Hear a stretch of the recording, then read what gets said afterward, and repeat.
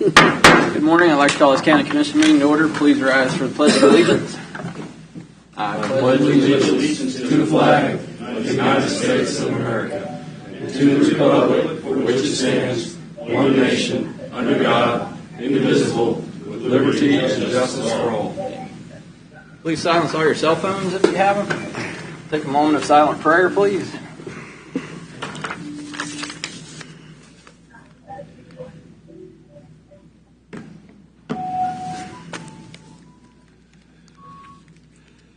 Thank you. I'll begin this morning's roll call with myself. Commissioner Culbertson's here. Commissioner Doug Smith. Here.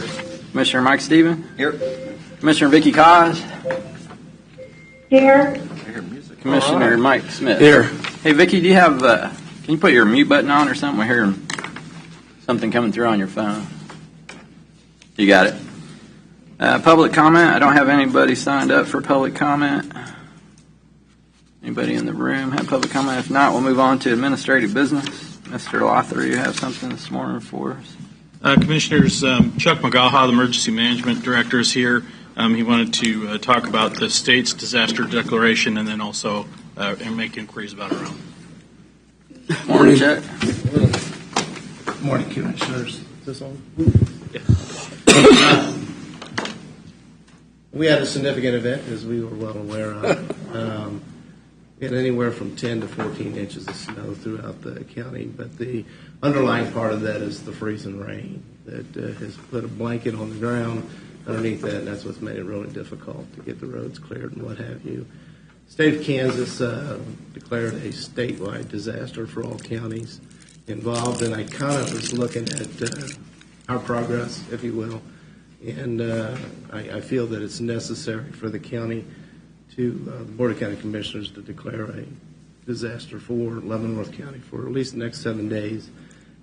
This is going to release us for tort claims liability situations. We've utilized county shop and other public works folks to gain access to people's properties because the roads are impassable or they can't get to their drives, and there are medical emergencies. We had one on 223rd Street the other day. We had a structure fire out off of Limit Road yesterday, and the county shop's doing the best they can to get things. They're focusing right now on the primary roads, and they hit secondaries, the gravel roads yesterday.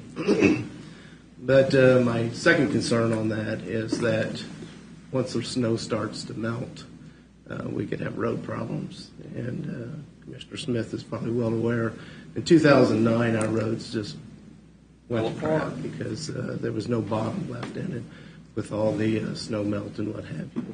And that was part of the claim for our federal disaster. Kind of give you a history since I've been here. The largest snowfall we've ever had in Leavenworth County was in 1925, March 23rd, 1925. You remember that? I do not. And it was 21 inches of snow. Fall that time. The ones that we have declared disasters on, the furthest was December of 2009 through January 24th of 2010. That was the length of the disaster there. Commissioner, that was the one we had the roads that really wind blowed out in one direction one day, exactly. And blowed out the next, just kept plugged every road. Mm-hmm. And we had a disaster declared there, and we got federal assistance on that. The next one was January 13th, 2017. We had 10-inch snow then. It was a blizzard. These are all blizzard warnings, by the way.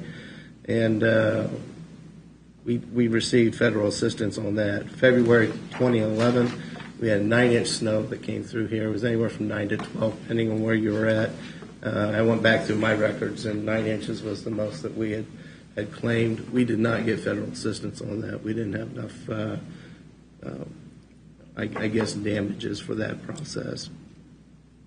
This particular storm here, like I said, we had anywhere from, I've got 13 different call-ins for inches of snow. We had anywhere from 10 inches to just west of Bonner Springs, 14 inches of snow.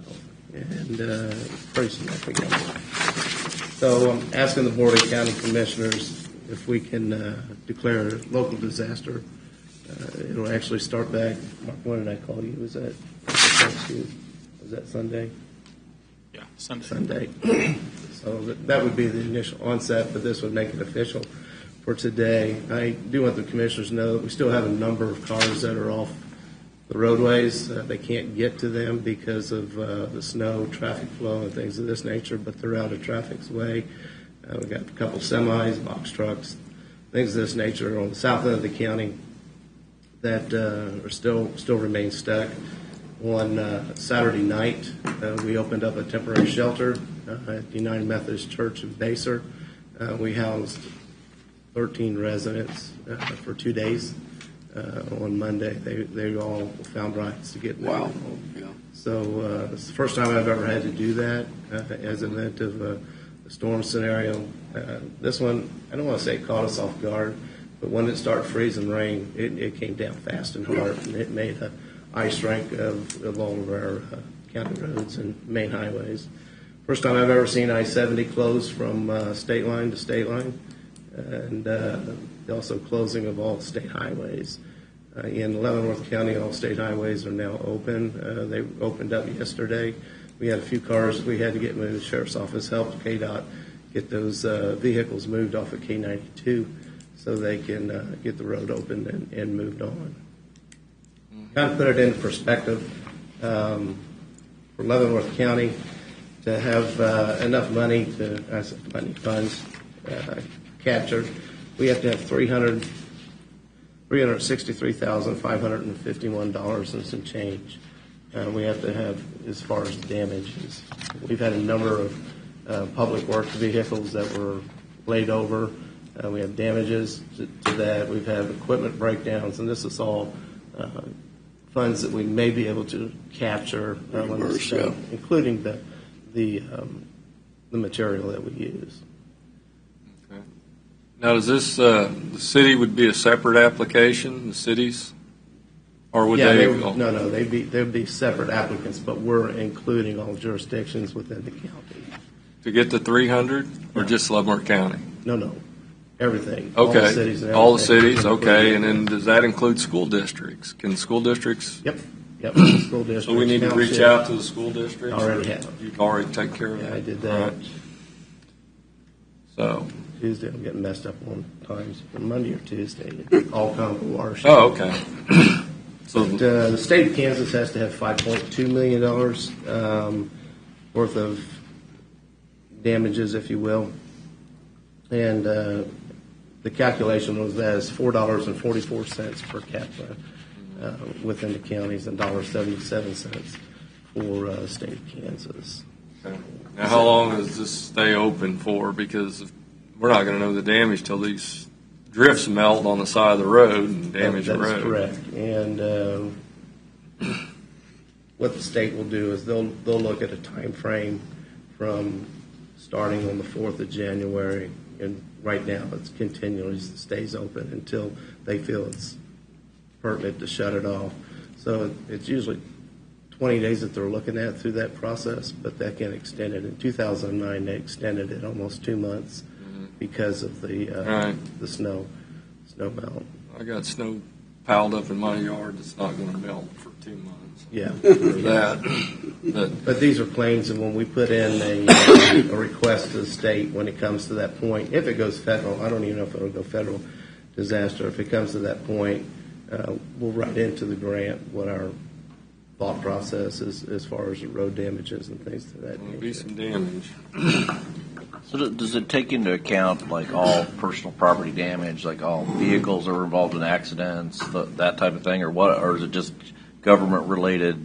What does it take into account? Yeah, it's government related. So public assistance, I know that's misleading, but public assistance is anything that the taxpayers pay to maintain. So your school district, your townships, your counties, your cities, things of that nature. Water districts. I had one water district that had freeze up on their lines. That will be a dollar amount that they can claim into this process.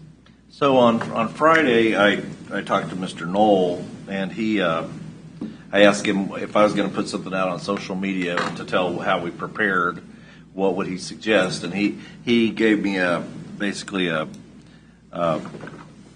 synopsis of what they had done, and they said they pre-treated the paved roads with brine since Thursday, and then the next day they were going to put down a light salt treatment to try to keep the ice and snow from sticking. And after the storm starts, they will work 24 hours around the clock to clear the roads. After the storm, they will be clearing the drifts. And I've heard nothing but good reports about the Public Works and what the county effort has been. Is that kind of what you've Yes, heard? Yeah, they've done a phenomenal job. On the other hand, I did receive calls from Alexandria Township board members and people up in Alexandria Township, specifically on 92 Highway, about the fact that they were unable to reach KDOT by telephone during the day, and that there was not 92 Highway was a little bit lacking in being treated. So I'm not in defense of KDOT, but our local KDOT offices, they had 3 of their trucks that were down. One of them still on its top out there off of K92. So that left them with 2 trucks to do the entire state highways in the county. I did not have any issues trying to get a hold of the supervisor. He was very responsive, and he said they're trying to do everything they can. They couldn't bring in mutual aid with other KDOT because everybody else was working statewide to pull those resources away.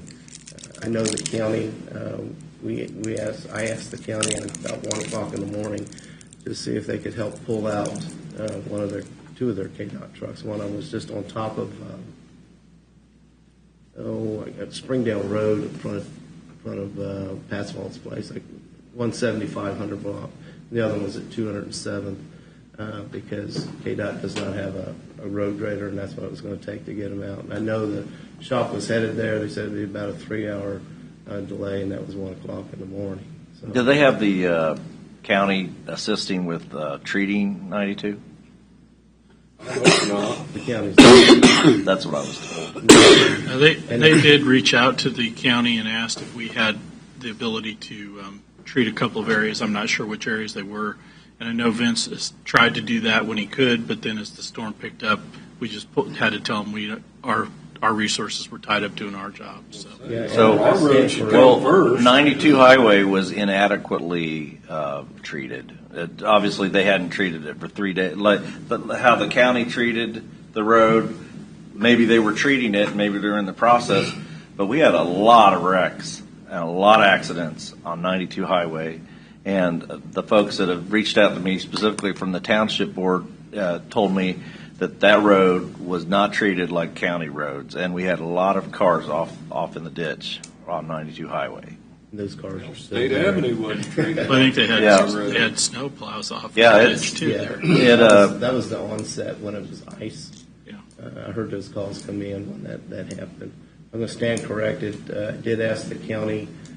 We had Lansing Fire Department that was caught up on K5 Highway for 8 hours, just north of Turntine Road, up past the junkyard. And they could not get down the hill, and they couldn't get up the hill. KDOT was trying to get to them. They couldn't. I know Vince was going to take his people. I was working with them, and they were going to try to back up to them, and they said the road was just entirely too slick. They couldn't get to them. Later that night, when it changed over to sleet, it gave the fire apparatus enough traction. They were able to get back to the barn about 3 o'clock in the morning. But all those personal property damage that were inflicted on people on 92 Highway, that won't count. No, sir. I think that's I think that's an issue. I don't know if a letter to issue. Well, it's our constituents' issue. Well, That's why we're driving here on the road and having declaring a wrecks. disaster. That's why we're here declaring a disaster. Well, exactly, but Okay. but when we can't get a hold of Have KDOT. you been down the main street of Tonganoxie? I have been down the main street. Now, what of do you think of that? So, it's Well, not it's your a state city. highway. It's your city you represent. So- Look how bad the city of Tongi is. Right now, we're not addressing that. We're addressing 92. Well, we're talking about roads. That's right, but I've had a lot of calls from folks in my district that have had accidents, And I think it's legitimate that we bring this up. And that's why we're declaring it a disaster. That's right. But we need to be able to get a hold of KDOT when there's this situation. Okay, duly noted. Okay. I think it's just important to note, this is, and Chuck said it earlier, this was a historic event. I think the Metro had received the fourth in history for the amount of snowfall in the 24-hour period. Started out with ice, which didn't help. And also, at one point in time, I looked on the Kansas Drive app where you can see which roads were closed, and every state highway from the state line out to Hayes, north of I-70, was closed. And I saw that. The highways south, kind of around Salina south to McPherson, those highways were also closed. So most of the state highways were closed. Definitely around here, they were all closed for a reason. And when they close a highway, they say don't go on the highway. So if you're out on the highway, you're at your own risk at that point, which is why I'm sure they declared it a disaster. I had asked Bill for a little bit of update what we did with our roads, and Commissioner Stephen, you hit a lot of it, that they started pre-treating on Thursday to prepare for the ice that was coming in. A lot of the entities didn't. I know where I live, they did not. I couldn't get to the end of my street without sliding sideways. Yeah. That was at 3:30 in the afternoon on Saturday. Supposedly none of this was going to start until after 8 p.m. on Saturday. So it came in early too, which didn't help. Our crews ran as long as they could, but once the state closed the highways and barricaded some of them off to keep people from going down them, about 7 p.m. on Saturday night, our crews also pulled off after we had 2 trucks slide into the ditch and we couldn't get them out. Throughout the event, we had at least 20 times where our trucks and graders or snowplows got stuck and had to get pulled out. So it was unique. It was a very bad situation. Our guys pulled off the road until 5 a.m. Monday morning and then got back out and gone on it. And so it's going to take a long time to recover. On a normal snow event, the side roads are cleared within 2 days on a normal snow event. This is not a normal snow event, so I know people are calling in saying, my road's still not clear, and I've talked a lot of times about reasonable expectations. On a normal snow event, if we haven't been out there in 2 days, we encourage you to call because it's possible the road grader missed your entrance, especially when you got drifts all the way across to your road. This is not a normal snow event. It's going to take a little longer, but I would guess by the end of the week we will have hit every road and cleared them as much as we can. But it's not normal, and we appreciate what everybody did, and the guys who were out there in the middle of the night trying not to slide into the ditches, and the people who responded with, like Chuck said, to these emergency call-outs to help to assist with the EMS and fire. In the meantime, I was sitting in my house with the fireplace on, nice and warm and toasty, so I really appreciate all those guys being out there. Oh, absolutely. That's what I said. Unless Absolutely. you've worked one of them storms, I don't think you should be bad-mouthing the organizations. Chuck, I think what I saw was just Not bad-mouthing. was unbelievable. All right, you too. What I saw was unbelievable as far as going out. I know we had some trucks slide, I think, too. Mark was saying something like that. I remember the one of 78, 79 when I moved up here, and that was a dandy. Mm-hmm. And that was that. But, I, as a young patrol officer, I got to ride, lucky me, in some of the snowplows sometimes to help out in Lansing because there wasn't anybody else to do it. That's some dangerous stuff, guys. That ladies, guys, whoever, that is some tough stuff. And when you put that ice on it like that, I don't know why anybody would be out in that unless they had no choice but to have to go to work, something like that. Look at all the pileups we saw in the states and stuff like that. Just stay home. But Mark's absolutely right. Hats off to anybody that had to go out and try to deal with that. I did that for 35 years. I know we you average did. out about 15 times. You go out about 15 times a year, average. Is that right? So what's that? Yeah. 35 years. That'd be over 500 times I worked these snowstorms. Yep. And listen to certain people complain that the county didn't do a good job. But, my God, anybody that gets out there and does that, if you haven't done it, you shouldn't say nothing. I've done it once. That was enough for me. Well, I think the other thing that people get surprised too is when these trucks and blades are going to a certain place and they see them drive by, but they don't stop to do their driveway. It's not like they're ignoring you. It's just they've got assignments, places that you have to be on priorities, and that's where they head. So the only thing I wanted to add is we had a major event. Leavenworth County, I think, did a better job than all the cities and adjacent counties and even the state of Kansas. They did a really good job. There's always going to be people that aren't happy, that think their road should have gotten it sooner. You just can't do anything about those people. They just are the way they are. But I just wanted to add that if anybody out there watching this hasn't had your road cleared yet so that you're able to get in and out, call us, call the county shop, because I checked with Public Works this morning, and they said they should have gotten every single road now by this morning. So if your road got overlooked, give us a call, because you should have been cleared out by this morning. Take some time.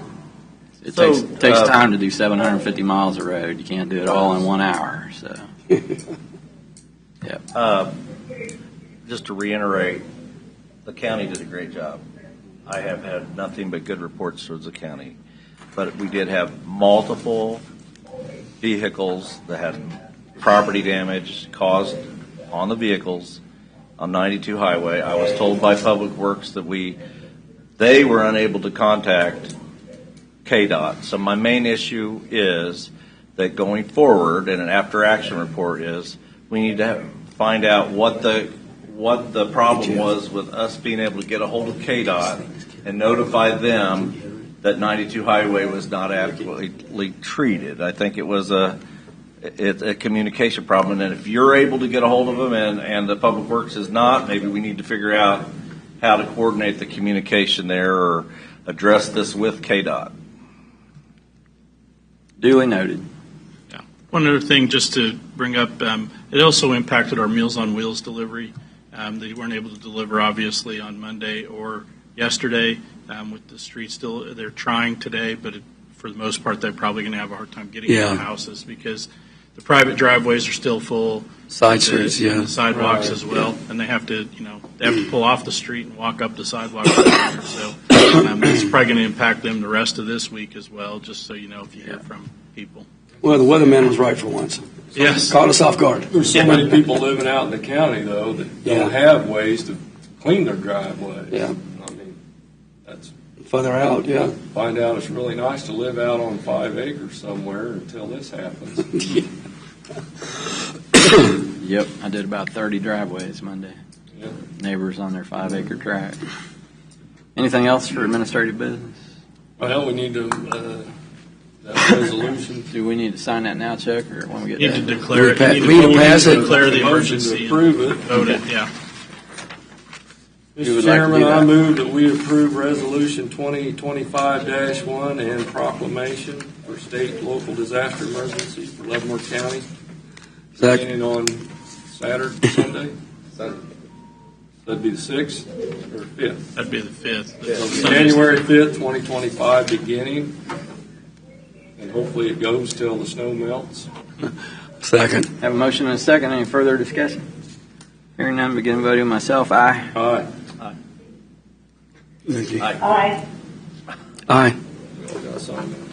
Yep. Motion carries. Thank you, Judge. 3-0. Thanks, guy. Thanks, Chuck. Appreciate it. I need to get the court to test that. All right. Anything else for administrative business? Any commissioners have any? Yeah, I got one. Just a couple things. Just want to make sure that anybody who wants to attend the LCDC meeting, their annual meeting is next Friday at the community center at 11:30. Let Becky know if that's all right. Also, new county commissioners coming in. If y'all want to do it 10, if you'd let Becky know, it's next week. Are you attending? I'm going. Yeah. I'm going to. Okay. The other thing is the swearing-in ceremony, where we get to swear at them on Friday at 10 a.m. on the 4th floor at District Court Room 3, I believe it is. I plan on attending that also. I'll be there. Good. That's I all got to right. make sure Willie gets sworn in. That's what I'm going for. You too. And if it's snowing, Willie, I'll come and get you. Anybody else have anything? Yes. Yes, sir. I just want to read this little bio minding about President Carter. Jimmy Carter, 39th President of the United States, was born October 1st, 1924, in a small farming town of Plains, Georgia. and grew up in a nearby community of archery. His father, James Earl Carter Sr., was a farmer and businessman. His mother, Lillian Gordy Carter, a registered nurse. He was educated in the public schools of Plains, attended Georgia Southwest College and Georgia Institute of Technology, and received a BS degree from the United States Naval Academy in 1946. In the Navy, he became a submariner, serving in both the Atlantic and Pacific fleets and rising to the rank of lieutenant.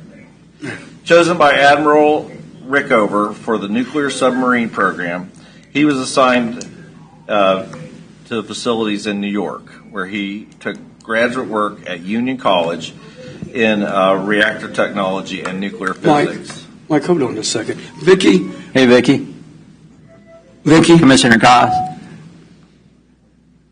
Oh, I just wanted to thank everybody there for the time that I had with you. It has been an exceptional experience, and I wish all of you and the incoming commissioners nothing but success. Okay. Thank you very much. Hey, can you put your phone on mute too, Vicki? We're hearing your background. What's that? I'm sorry. Can you put your phone on mute? We're hearing your background noise. Okay. Thank you. Go ahead, Mike. Okay. On July 7th, 1946, President Carter married Rosalind Smith of Plains. When his father died in 1953, he resigned his naval commission and returned to his family in Georgia. He took over the Carter Farms, and he and Rosalind operated Carter's Warehouse, a general-purpose feed and supply company in Plains. He quickly became a leader of the community, serving on boards, supervising, and then was elected to the Georgia Senate. He lost his first campaign for governor in 1966, but won the next election, becoming Georgia's 76th governor in 1971. He was Democratic National Committee chairman for the 1974 congressional and gubernatorial elections, and then, of course, he ran for president and was elected in 1976. He championed human rights throughout the world, and on the including treaties for peace between Israel and Egypt. And one interesting thing that I found, a quote from Mr. Carter that I thought was interesting, that in 2014, President Carter said, 160 million girls are now missing from the face of the earth because they were murdered at birth by their parents of either by selectively aborting little girls. Find out the fetus is a girl and it was aborted. It's the worst human rights abuse on earth, and it basically is unaddressed that many people are missing, and they're all girls who are missing. President Jimmy Carter, March 28, 2014. Thank you. Thank you. I think we lost Vicki. That's okay. We'll move on to consent agenda. Anybody like to make a motion for the consent agenda? I make a motion we approve consent agenda as presented. Second. Motion and a second. Any further discussion? Hearing none, begin voting myself. Aye. Aye. Aye. Aye. Oh, she's back. Aye. Consent agenda passes. Formal board action. Consider a motion to appoint Jason Fox as the Tonganoxie Township Clerk. Mr. Chairman, I move that we appoint Jason Fox as the Tonganoxie Township Clerk. Second. Motion and a second. Any further discussion? I'll just say that I visited with Mr. Fox. He's a local businessman. He's been involved with the board for the last year, and he comes recommended by Tim Smith, the Tonganoxie Township Chief. Okay. Just glad people are willing to serve. Yeah. Yep. I'll begin voting with myself. Aye. Aye. Aye. Vicki, you there? Aye. Yep. Aye. Motion carries. That concludes all of our business for this morning, other than presentations and discussion items. I don't have anything this morning Nor do I. in particular. Mr. Stephen, you have anything else? I do not. Vicki, do you have anything for us this morning? I think you already gave what you were going to say earlier. We appreciate that. Yeah, that, and I will be attending the BCACA meeting next week. Okay. Okay? Yep, that's something we're going to have to figure out. Yeah, we've got a list of stuff we're going to talk about. Yeah, we got a whole list, Vicki, of committees that we're going to have to figure out who's going to continue to go to and Yeah. trade places and stuff. Yep. We'll get that all figured out next week with everybody here. Part of it won't be me. Sounds good. Doug says all he knows. Motion to adjourn. Second. Aye. Aye. Vicki, voting to adjourn? Don't matter. Aye. Keep us in All right, we are adjourned.